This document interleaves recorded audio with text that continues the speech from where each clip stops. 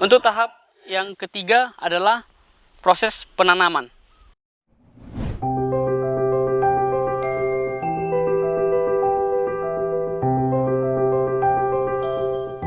Di bedengan yang kita siapkan tadi sekitar 70 cm jaraknya, kita letak bibit, antar bibitnya sekitar kurang lebih 15 cm.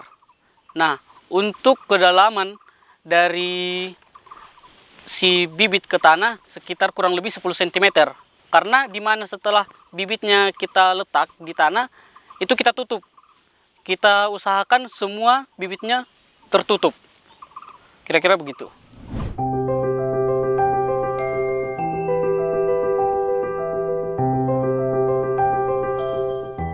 Oke, proses perawatan ya. Kalau proses perawatan sih seperti tadi yang saya bilang, dimaksimalkan semaksimal mungkin jangan ada rumput di antar gang dan ataupun di tanaman. Nah, itu kita paling optimalkan. Karena kalau udah ada rumput, dia akan kurang bertumbuhnya dan pupuk-pupuk yang kita kasih akan diserap si rumput yang tadi.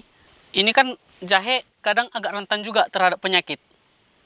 Nah, kita harus perhatikan di setiap minggunya atau setiap harinya. Kalau saya pribadi sih setiap harinya saya periksa ke lahan apakah ada penyakit yang timbul atau tidak. Nah, makanya di sini kejelian kita petani harus benar-benar kita periksa. Kalau ada penyakit, ya kita harus fokus terhadap penyakit itu agar dia tidak sampai gagal panen, kira-kira begitu. Yang menjadi patokannya sih seperti yang saya bilang tadi, jangan sampai banyak rumput lah di pinggiran si tanaman itu, kira-kira begitu. Untuk takaran pemupukan maksimalnya kita berpatokan di sekitar 25 kilo per rantai, sekitar segitu untuk pemupukan kimia. Untuk pemupukan kimianya setiap bulan kita harus memupuk, tapi untuk jenis-jenis pupuknya berbeda karena di bulan kedua dan ketiga kita fokusnya ke batang dan daun. Kalau di bulan ke-5 dan selanjutnya sampai 7 bulan kita fokus ke buah. Tapi untuk pemupukan organik kita usahakan seoptimal mungkin 1 kali 1 minggu kita semprot dia. Penyulamannya sih kita berpatokan di 1 kali 1 bulan ya. Karena di situ dia masih bisa kita kejar agar tidak tumbuh begitu besar nantinya, agar tidak menghambat pertumbuhan si jahe. Itu kita fokusnya di umur 1 kali 1 bulan kita cabuti rumputnya, kira-kira begitu.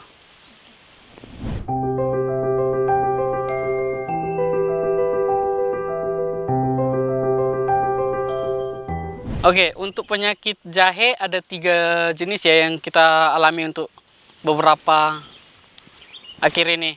Nah, yang pertama itu adalah Fusarium, yang dimana pada umumnya kita tahu Fusarium itu adalah panas dalam. Penanda dari panas dalam adalah Fusarium adalah daunnya ataupun batangnya dia sudah mulai menguning. Otomatis kan kalau dari atas sudah mulai menguning, dia nggak optimal lagi sampai ke bawah. Jadi hasilnya tidak akan membaik. Tapi Fusarium ini tidak akan menular ke kawan-kawannya. Jadi itu masih bisa kita optimalkan. Yang kedua adalah penyakit hawar daun. Di mana penyakit hawar daun ini sangat rentan terhadap jahe. Dan bisa saya bilang kebanyakan petani jahe mengeluh terhadap penyakit ini. Nah, hawar daun ini adalah terjadi, bisa kita lihat karena daunnya mulai memutih dan berlubang. Dan ini biasanya datang di saat musim penghujan. Dan ini cepat menularnya kepada jahe-jahe di sebelahnya. Nah, tapi hawar daun ini tidak mempengaruhi terhadap hasil. Tapi kan kalau kita petani kan yang kita lihat adalah daunnya dan batangnya. Kalau itu kurang optimal, ya kita kurang puas untuk bercocok tanam. Nah, yang ketiga adalah penyakit mati gadis. Yang dimana penyakit mati gadis ini terjadi di usia 3 atau sekitar 4 bulan. Ini benar-benar tidak bisa kita obati lagi kalau udah terkena penyakit ini. Ditunjukkan dengan adanya tumbuhan jahe ini akan layu. Kalau dia udah layu, segera dibongkar dan dibuang jauh-jauh biar tidak menular ke tanaman jahe lainnya. Kira-kira begitu sih penyakit yang kita alami untuk tanaman jahe ini. Untuk mengatasi penyakit yang terjadi di jahe, itu biasanya kita lakukan penyemprotan insektisidanya sih. Kita lebih fokusnya. Untuk takaran terhadap penyemprotannya, ini kan ada beberapa macam jenis penyemprotannya. Jadi itu kurang lebih, dan itu tergantung juga terhadap tingkat penyakitnya, banyak atau tidaknya penyakitnya ini. Jadi pada dasarnya sekitar pemberiannya sekitar 10 atau 15 ml lah per jenis dari pupuknya, kira-kira begitu. Untuk hama yang sering datang ya kalau ke jahe ya, biasanya sih kalau kita lihat dia kayak ulat-ulat gitu.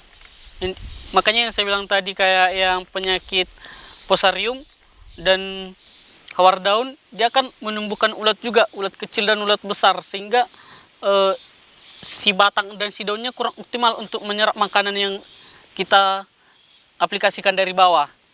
Nah, jadi hama yang sering muncul itu adalah ulat-ulat sih yang pada dasarnya.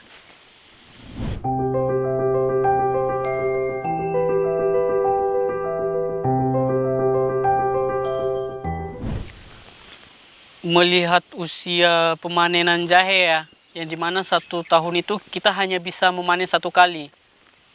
Kan usia pemanenannya sekitar 8 bulan. Jadi kita hanya bisa memanen jahe ini hanya 1 kali dalam 1 tahun.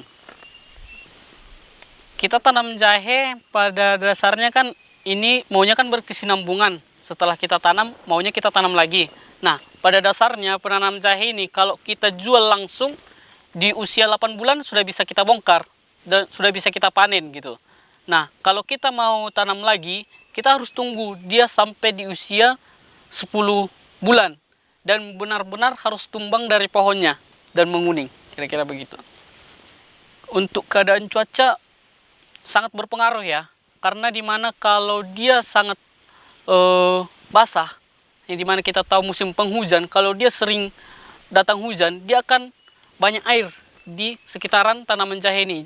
Yang dimana pada awalnya tanaman jahe ini sangat rentan dengan air, tidak bisa menyimpan air. Kalau dia kebanyakan air, dia akan busuk.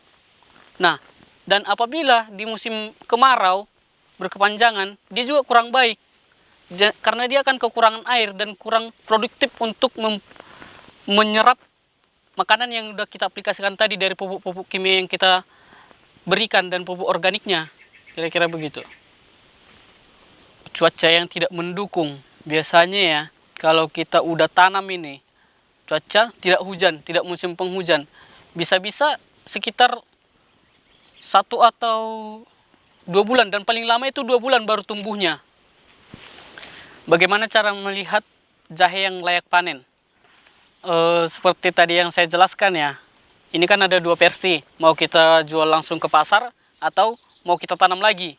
Kalau mau kita jual ke pasar, biasanya sih itu dari 1 pokok tanaman jahe ini akan ada beberapa batangnya yang tumbang. Kalau itu udah ada dan sudah menguning, itu udah bisa kita panen untuk dilakukan penjualan ke pasar. Tapi kalau kita mau tanam lagi, dia harus betul-betul tumbang dan gak ada lagi batang yang muncul ke permukaan. Kita fokusnya di hasilnya. Untuk 1 rantainya pada dasarnya maksimalnya dia harus ada sekitar 1 ton untuk 1 rantainya. Tapi dengan cara pemupukan yang optimal yang seperti saya bilang tadi, yang udah kami lakukan, pemupukan setiap bulan dan pemberian pupuk organik, kita usahakan di 1,5 ton untuk 1 rantainya. Dan harga pupuk dan harga panen kita itu harus saling topang menopang, ya dimana kalau harga melambung tapi pupuk juga melambung, ya kan sama aja, kita nggak ada untung gitu. Dan harga kita petani-petani di lokal hanya bercocok tanam aja, dan ini tidak diproduksi untuk jadi apa. Saya pribadi